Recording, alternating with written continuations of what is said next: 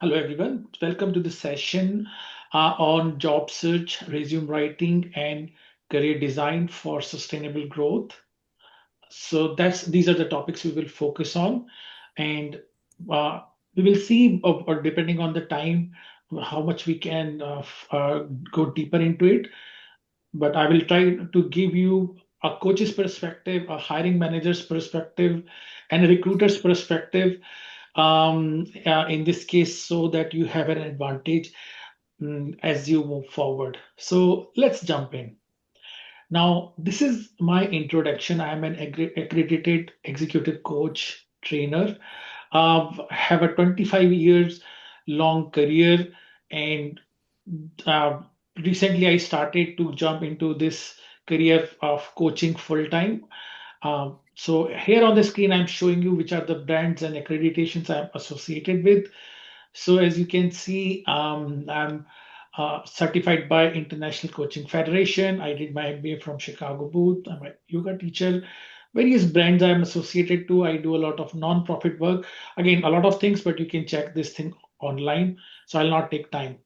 But what I would like to highlight is that everything that I'm going to share is so relevant based on my experience of working with clients in all major sectors. All 30 plus sectors that I'm indicating is where my clients are.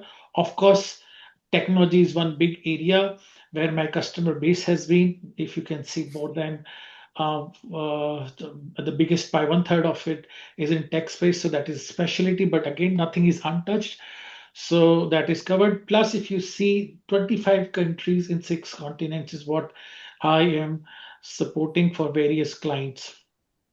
And in terms of age band, also, I'm supporting people from 22 to through to 56. So all diverse perspectives is what I've covered.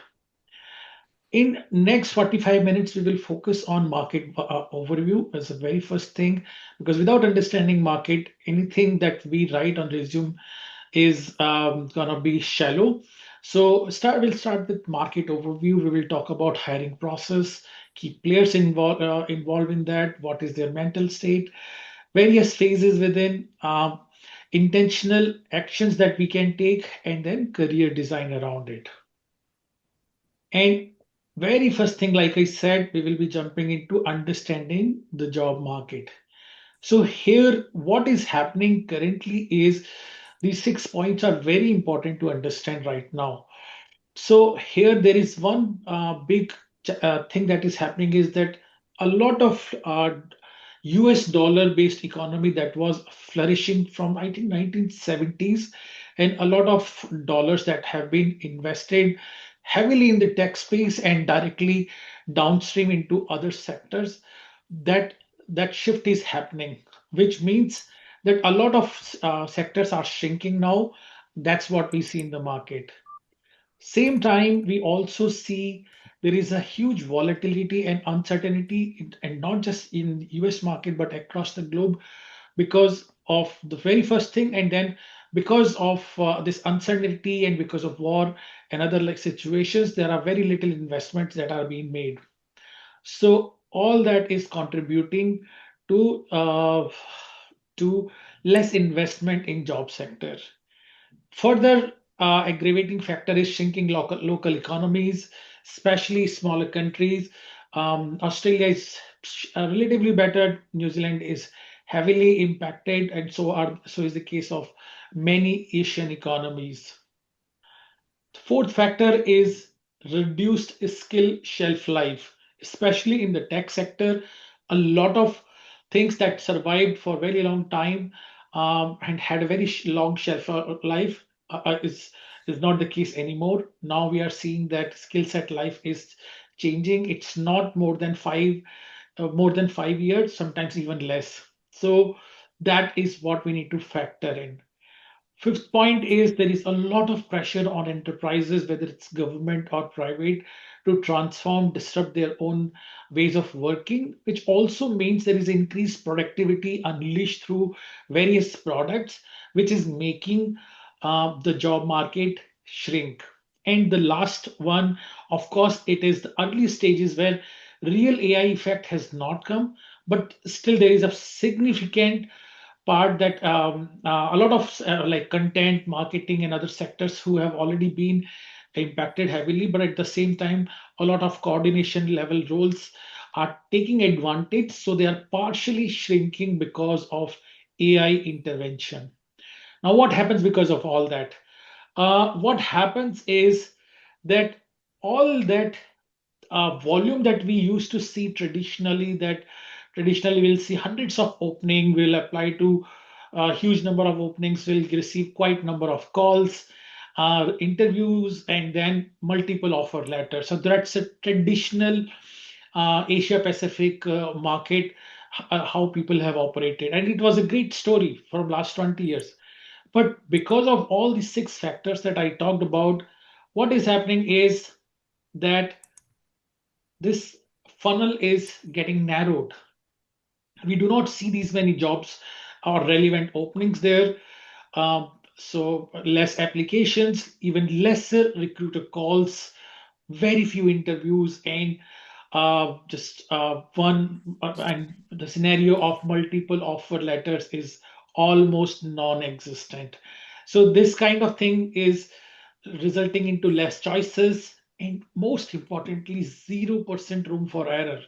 So essentially this means that if you have got a call from a recruiter, we need to ensure that you go into the interview room and you translate into an offer letter, because there may not be too many calls there, and it gets worse as you grow senior the in this experience levels, as you become more expensive. So, and the roles start decreasing. This also means that it takes longer to switch job. So, with that awareness in our mind, let's jump to how does hiring work? And here, uh, yes, enterprises are looking for a person who's perfect, and I wish there could be a single lever which says that this person is perfect for hiring, is a good fit, just hire it. But it's not the case. In reality, there are roughly seven factors that play in this decision making. Here, person is evaluated on domain knowledge, which plays heavily. There is a heavy focus on how it aligns with your interest and passion. Why? Because when you are passionate, it brings a different level of drive and interest. You are automatically open for investing or engaging yourself more deeply and even sometimes longer hours if needed. Third one is focus on transferable skills. Fourth one, proven expertise and specializations, as a lot of these things are becoming very, very specific areas, especially in tech sector, which used to be one or two skills, now are there are hundreds of skills, different languages. So there is a super specialization phenomena that exists. And then fifth one comes network support, because here your network also plays a role. People who support you are also important. They are part of your career design because that they can they can influence a lot of decision in your favor. Next part is demonstrated self leadership, especially in terms of how you carry, how you approach critical thinking, problem solving, articulation, temperament, self awareness. All of these things play. So these are important. These are heavily observed during the interview. And especially the STAR methodology or scenario or behavioral questions are specifically designed to enumerate this particular side. So this is important, or maybe most important, more important than domain or even tech skills many times. So with that, let's jump to the last one, which is about unique storytelling. So it's not just that we need to know all the previous skills, but also how we are able to narrate in a way that is likable to the employer. And especially when employer is interviewing 5 to 7 people, what stays in the memory, who stands out as the most likable and interesting person, stands the best chance here. So here, despite that, storytelling is not a core thing. Will be not be doing extensively too much on day-to-day basis, but it is part of hiring process. This is where these seven skills are part of career design. Now, let's jump to hiring journey, how it works. And I have divided into 5 phases, starting from the point where a hiring manager reaches to a point where he has a funding approval. He's able to work with recruiter to publish advertisement or a job spec for hiring a candidate, which gets written by recruiter, gets published over website. Sometimes placement consultants are also included, followed by inviting job applications, which go through screening. Further, a set of 5 to 6, maybe maximum 10 people are interviewed, and one person gets the offer. So now, these are the phases. Again, depending on geography, the funnel may look big or small. There may be, depending on the experience level, also there may be some tests introduced, but essentially this process remains the same. But let's go deeper into this process, that who all are involved. Here, there most importantly, there is a recruiter involved, there is a hiring manager involved, and many times there is a consultant involved. So this is where external placement agency comes in, and on top of it we are. So this is why I have drawn 4 line, because all four are thinking. There is some thinking going on each part that matters, and this all starts with first phase, which is advertisement. So let's see how this thing works out. And in this case, in this process, our most important objective in this throughout the process is asserting who we are, what credentials we carry, influencing the hiring authorities, recruiter, consultant, hiring manager, or sometimes it's the panel, that you are the most likable candidate, you are most influential, you are most capable, you are the best fit, and simultaneously building a rapport with each one of them so that they are encouraged to go for you. So that's your objective. Now, what are the tools involved in this case? Tools are resume, most important one, but at the same time, what we can't ignore in parallel is cover letter. It is also goes hand in hand. Many times you don't even use it, but this is very, very important. This and essentially it's about seeing that each influence lever that you have got, you got to use it. And this is where other things also come into the place, where your how your professional network or presence is, how you are coming across on LinkedIn or any other forum, where in case recruiter looks, what is that this person can take away? Is he or she going to see you as a subject matter authorities because of various posts or various things that you have contributed, or by any chance if you have just liked the post or just said anniversary post and thank you post, which practically add nothing to your network presence. So that's the third one. Fourth one, hiring manager information. Sometimes it's openly published, sometimes it's not. But essentially, it's about knowing that what this person is looking for, what is he going through in his company based on the sector, and what are his challenges, pain points, because that's what this person would love to see in your cover letter, in your resume, as well as in your narration when this person is meeting you. So understanding the hiring manager is important. So if you get any information about them, if you see them posting on LinkedIn that I'm hiring, it's a great way to know by going through their profile and understanding what could be important to this person. Followed by recruiters and building a contact with them, because even if so it's about developing that connection with them and thinking in this way, that even if it's not for this job, but this person is going to be in the same sector, same area throughout, so at least even if not this time, this person can be useful to you next time. So developing that rapport. And the last one is referrals or references that you build, who will support your credentials, or sometimes internal references who will go and to the hiring manager and say that XYZ person is so strong, you must interview him. So this could play needle in your favor when there are one or two candidates which have comparable experience. So this is how all the six levers are important, and I highly advocate you use all of them, whichever is applicable in your case or available. Same time, there could be some more clues available. So I wouldn't say this is all. There could be more things. Utilize them to your advantage. So that's about how you can go about it. Now let's see how this application process work, and this is where we'll go deeper into what to write, how it links back to the resume writing. So in this application process, now think this way that a consultant is thinking that, oh, I have been given by recruiter an option to only share maybe 3 to 5 profiles. So now, which candidates stand best chance of turning this into an opportunity so that consultant is paid?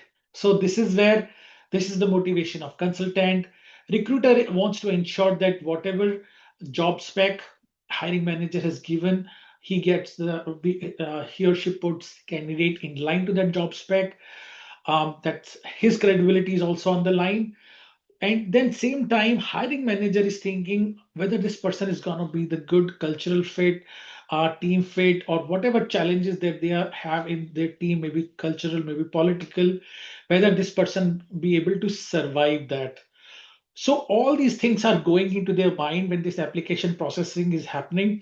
An important thing is that, are you giving them a sense that you can navigate the topography of that in a company, whether you understand how this company operates, what's the kind of market challenges it's facing, what kind of values it lives, or what kind of culture it displays.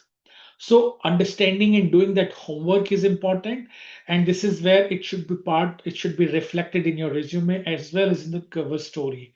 Now again, you can't create resume for each client, but this is where it is important that you give them some crumbs which are relevant, that will ensure that are chosen for you are shortlisted for that role.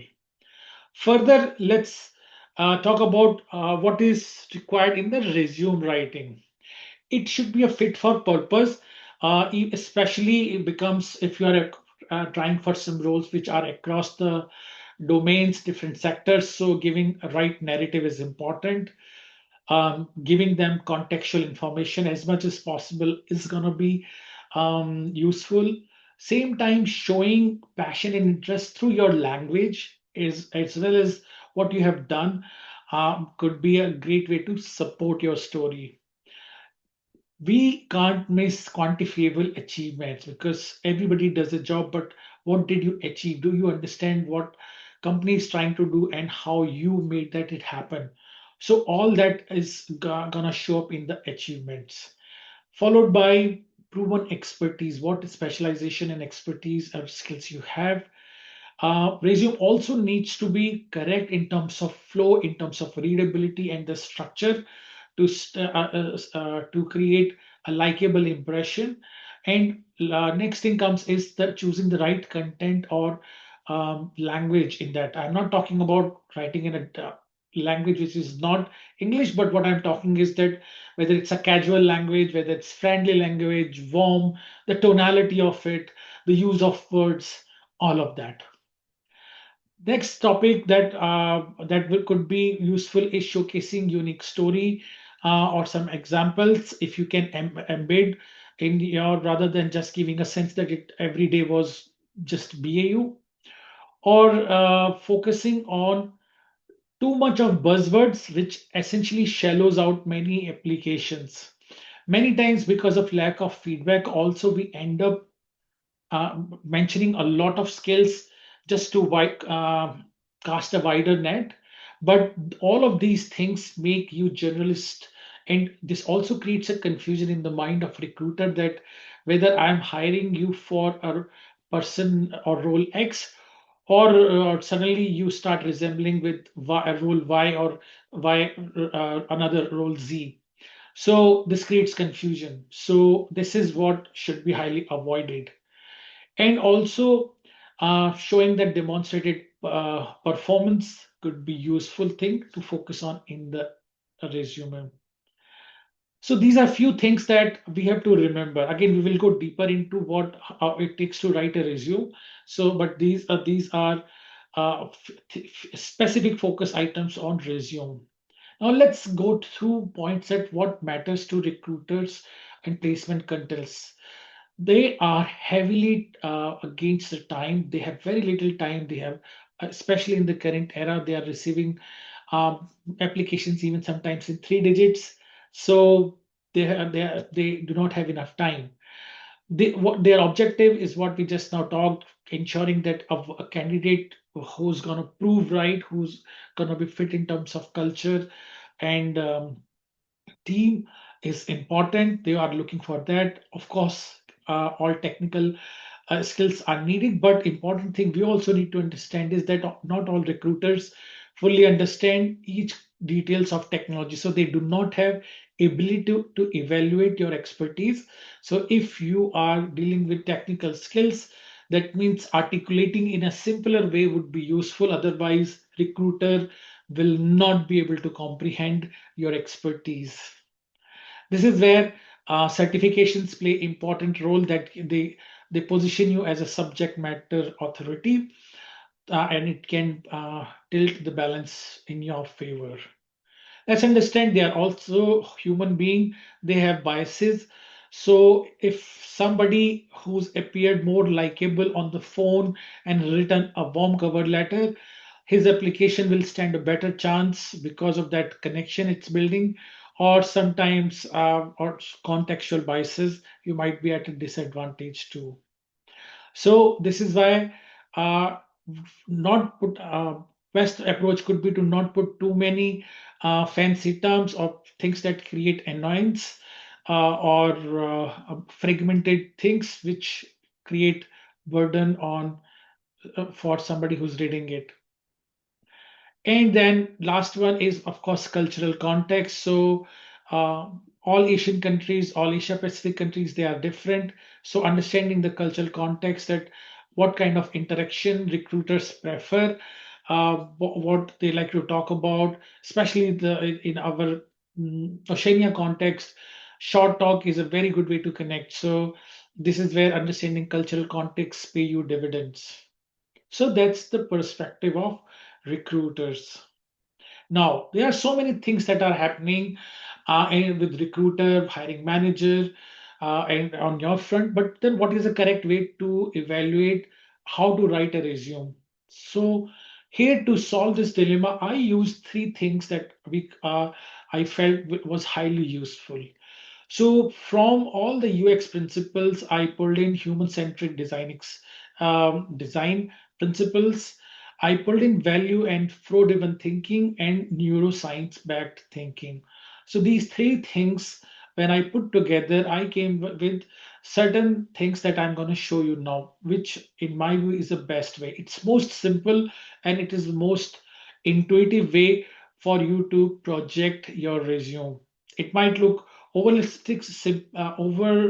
simple, but that's what we have to, which we should not be creating too much cognitive burden, or mm, fancy colors or some layout that create cognitive a problem for whoever is reading. So we should keep it simple, intuitive, and we should understand how this person is operating.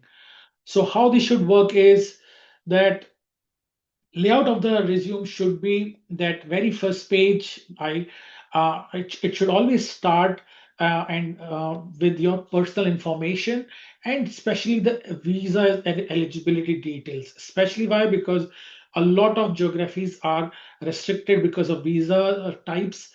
So indicating that in the header, very first thing, so that your eligibility is proven, and then this takes away one big burden from recruiter's mind, that whether this person is great, but whether he is eligible or not. So giving them early is important. I highly recommend not putting the photo, because photo always bring biases. So it's better to eliminate is not putting a photo will not put you at any disadvantage. Starting from there, very next thing should be, because let's look at this way. Recruiter is going through all this information, and this person has got roughly 60 seconds to understand whether he should be going to the next page. So very first thing is trying to understand is what is your life journey in nutshell. So this is where executive summary is heavily useful, and this should give some idea about your personality, your ambition, what you are trying to do, what you have done, and what drives you. Some kind of overall personality. It should not be just the summarization of your resume. It should not be wasted for technology, jargon, or skill sets. This is why it is most important piece, and this is where anybody is gonna pick up resume, gonna see. So utilizing this real estate wisely is very very important.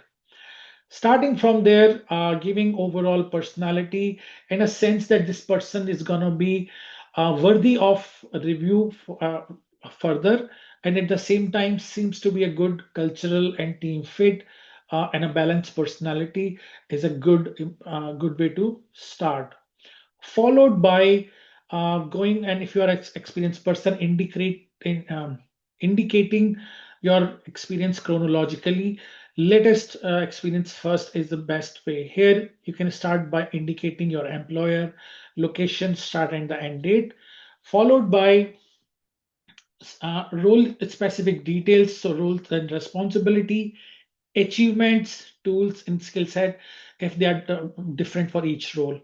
So that kind of blocks is what you can start putting. And think this way, that when somebody is happy with the executive summary, this recruiter is interested in knowing more, what you have done most recently, and what has been your journey beyond. So this is where there should be extensive focus on the first block, and using the second half of the first page is wisely with the all right things, is very important. This will the first page by itself can give you 70% certainty that whether you will be called for interview or not. So we do that, and we indicate all experiences chronologically, uh, in the same format, followed by tools, skill set, and certification, which plays a heavy role in most of the industries nowadays. So indicating that, and sometimes even in a tabular form, because sometimes there are too many of them, is useful.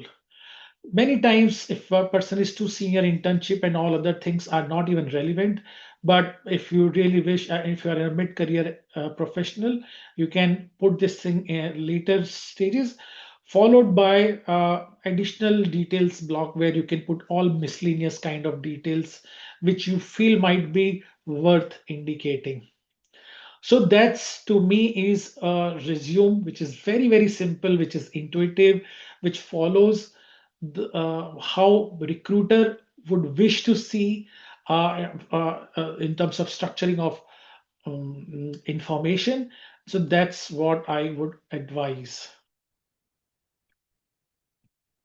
In addition, of course, supporting it with the cover letter, connecting with recruiter, having a shoulder tapping or reference network that could nudge the hiring manager, and presence in the professional space, positioning as a subject matter authority, and creating a sense of cultural fit go a long way. So this particular phase where application process is being covered, and from there the screening comes in. So, and followed by interview. Again, that will be a very deeper dive. What However, I'll just give the glimpse of it, like in interview, making the first impression, first 5 minutes is highly critical, because as a human, we think even if this person is hiring manager is going to ask you interview questions for 1 hour, by design, this person has already unintuitively decided in his brain that whether he's comfortable, whether he's confident about you or not. In this tell me about yourself kind of question, play a heavy role, and that by itself carries up to 50 to 60% weightage, because that's where you can steer the conversation in the way you like. Here, in the due course indicating companies alignment with company and its values, or preparing for frequently asked questions, creating unique examples that you can use in the star format, and demonstrating holistic personality, and and even using uh, at the end, if you feel that some key aspect of your personality has not been highlighted, explicitly asking them that if whether you have few minutes, I want to share something more, won't harm you. You can even ask your feedback on how the conversation went. It's not about asking them to disclose their decision, but at least if there are any things that stayed with them, some green flags or red flags, you will get to know instantly. So that is a brief overview of interview process. Again, this is just a very cursory touch up I'm giving in this conversation. If we go into uh, deeper sessions, I would be covering more. So now, what is designing a career for sustainable growth means here? Here we talked about those seven ingredients and these six levers that play. And especially if you see the blue ones is all pre-decided. You don't change much when you see a job. Whatever experiences you already had, it's already frozen. It's a matter of past. It's water under the bridge. You can't change. Or whatever your presence has been in the professional network, you can't change it overnight. So this is where all these blue icons are pre-decided. So just imagine that majority of your fate is already sealed. So this is where I heavily recommend working in advance, focusing in advance, very intentionally to design your career, so that all blue ones are covered. In part, I would say yellow ones are also covered when you are able to build your network, because most of the time, because of specializations, the small community keeps rotating in most of the sectors, whether it's mechanical engineers, technical engineers, or lawyers. There is a small community that keeps rotating everywhere. So most likely you would come across a selective set of people. You will not see more than 50 people rotating around you. So if you can look around in statistically, you will not find more people than that.